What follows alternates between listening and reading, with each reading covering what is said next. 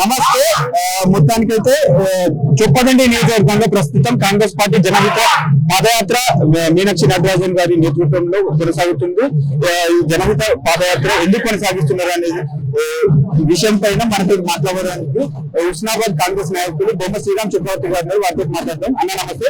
చెప్పండి, ప్రభుత్వం మీదే ఉంది, సో ఎందుకు జనహిత పాదయాత్ర చేస్తున్నారు?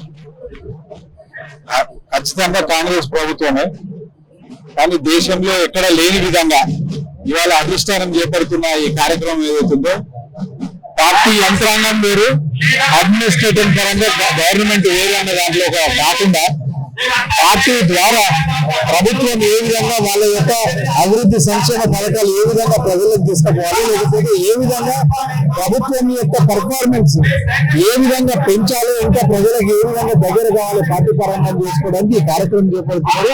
యావత్ భారతదేశంలోనే మొట్టమొదటి రాష్ట్రం ఏదైతుందో మన రేవంత్ రెడ్డి గారి చీఫ్ మినిస్టర్ గారి నాయకత్వంలో, బొమ్మ మహేష్ కుమార్ గారు పిసిసి అధ్యక్షులు గారి నాయకత్వంలో, మా ఇన్ఛార్జి మీనాక్షి నటరాజన్ గారి నాయకత్వంలో మరియు ప్రతి ఉమ్మడి జిల్లాలో తిరిగి ప్రజల నుంచి మేము ఫీడ్బ్యాక్ తీసుకుంటున్నాం. ఏ విధంగా మేము ఇంకా మా యొక్క ప్రభుత్వం ఏ విధంగా నడుపుతున్నామో అది ఏ విధంగా ఇంకా మెరుగుపరిచే విధంగా వాళ్ళ ఆకాంక్షలు ఏమున్నాయి కాంగ్రెస్ పార్టీ పట్ల. ఎందుకంటే స్వతహాగా కాంగ్రెస్ పార్టీ ఎస్సీ బీసీలకు ఎస్టీలకు అత్యంత చెరువైన పార్టీ ఇది. కాబట్టి ఈ సంఖ్యాబలంగా అత్యంత బలహీన వర్గాల దగ్గరికి పోయి వాళ్ళ దగ్గర నుంచి ఇంకా ఫీడ్బ్యాక్ తీసుకొని ఏ విధంగా ఇంకా ముందుకు పోవాలనే కార్యక్రమం. ప్రజల నుండి ఫీడ్బ్యాక్ ఎలా వస్తుంది?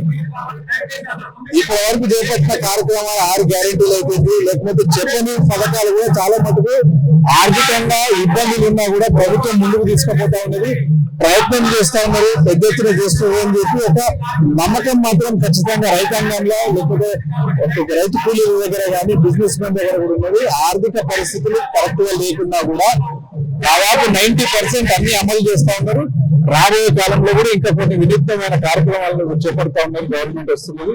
దానికి కూడా మిగతా ఖర్చులు కొన్ని తక్కువ చేసుకొని పేద ప్రజలకు ఏ విధంగా లాభం జరగాలో ఆ విధంగా పనిచేసే విధంగా నడుస్తుంది. ఓకే, ఆర్థిక స్థితి ఎలా ఉంది అంటే 6 గ్యారెంటీలో చూసుకున్నట్టయితే కొన్ని అమలు పరిచారు, ఇంకొన్ని చూసుకున్నట్టయితే అంటే సన్న బియ్యం చెప్పన్నప్పటికీ సన్న బియ్యం ఇస్తున్నారు. రేషన్ కార్డులు గత 10 సంవత్సరాల్లో ఇష్యూ అయినప్పటికీ టిఆర్ఎస్ గవర్నమెంట్ లో ఇప్పుడు రేషన్ కార్డు ఓపెన్ చేసేసారు.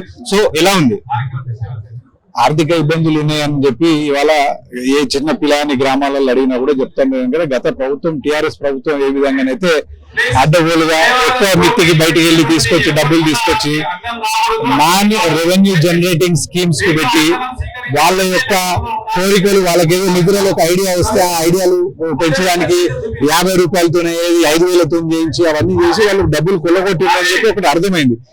కానీ అదొక అంశమైనా కూడా అదొక సాకు చూపెట్టి కాంగ్రెస్ ప్రభుత్వం రేవంత్ రెడ్డి గారి నాయకత్వంలో పారిపోతలేదు. ఏ విధంగా ఎక్కడనో ఖర్చులు తక్కువ, ఒక పూట తక్కువ తినైనా కూడా వీళ్ళకి ఇచ్చిన హామీలు నెరవేర్చాలి. అది కాకుండా ఇంత గతంలో చెప్పినట్టు అనేక వినూత్నమైన కార్యక్రమాలు రాబోతున్నాయి ఇంకా 1 year లా. ఒకటి చెప్పండి అన్న, ఇప్పుడు గ్రామానికి ప్రథమ పౌరుడు సర్పంచ్, కానీ సర్పంచులు గతంలో చేపట్టిన కార్యక్రమాలు అనేక కార్యక్రమాలు దాదాపుగా తెలంగాణ వ్యాప్తంగా ఉన్న 1000 కోట్ల బకాయిలు గత ప్రభుత్వంలో పెండింగ్ పడుతూ వస్తున్నాయి. మీరు వచ్చి కూడా ఆల్మోస్ట్ 1.5 year దాటిపోయింది. సో ఎలా చెప్పబోతున్నారు? సర్పంచ్లకు కాంగ్రెస్ ప్రభుత్వం తరఫున ఏం చెప్పబోతున్నారు?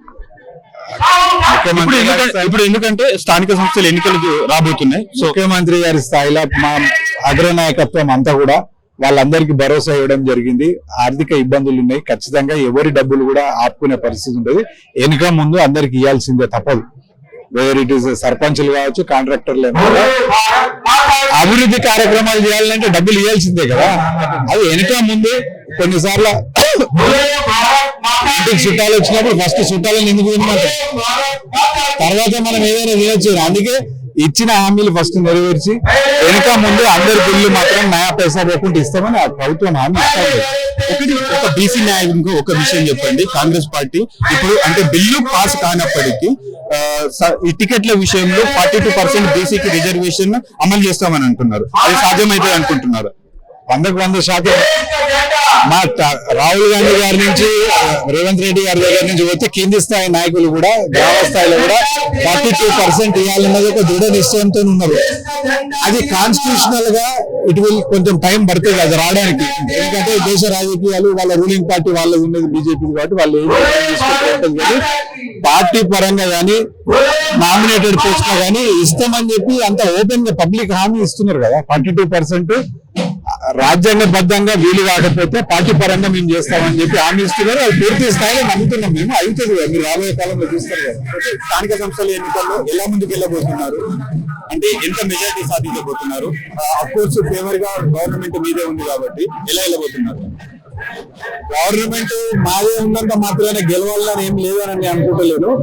కేవలం మేము చేస్తున్న అభివృద్ధి సంక్షేమ పథకాలు గ్రామీణ ప్రాంతంలో ఏదైతే సానుభూతి ఏదైతుందో సానుకూలత రూలింగ్ పార్టీ పక్షాన్ని ఉన్నది కాబట్టి అది 100% మమ్మల్ని గెలిపిస్తుంది.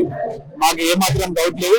ఎవరికో 1-2 జిల్లాలలో ఏమైనా ఇబ్బంది ఉండొచ్చు కానీ ఎస్పెషల్లీ ఉమ్మడి కరీంనగర్ జిల్లా వరకు వస్తే మీరు చూస్తున్నారు 7 ఎమ్మెల్యేలు గెలిచారు. ఖచ్చితంగా పట్టున్న జిల్లా కరీంనగర్ లో లోకల్ బాడీ ఎలక్షన్స్ లో క్లీన్ స్వీప్ ఉంటుంది. దాంట్లో అనుమానం. రాష్ట్ర స్థాయిలో అయితే మంచి బంపర్ మెజారిటీ ఇచ్చి ప్రభుత్వం అయితే నెలకొల్పుతున్నారు. స్థానిక సంస్థలకు వెళ్ళబోయే ముందు ప్రజలకు ఏం చెప్పబోతున్నారు?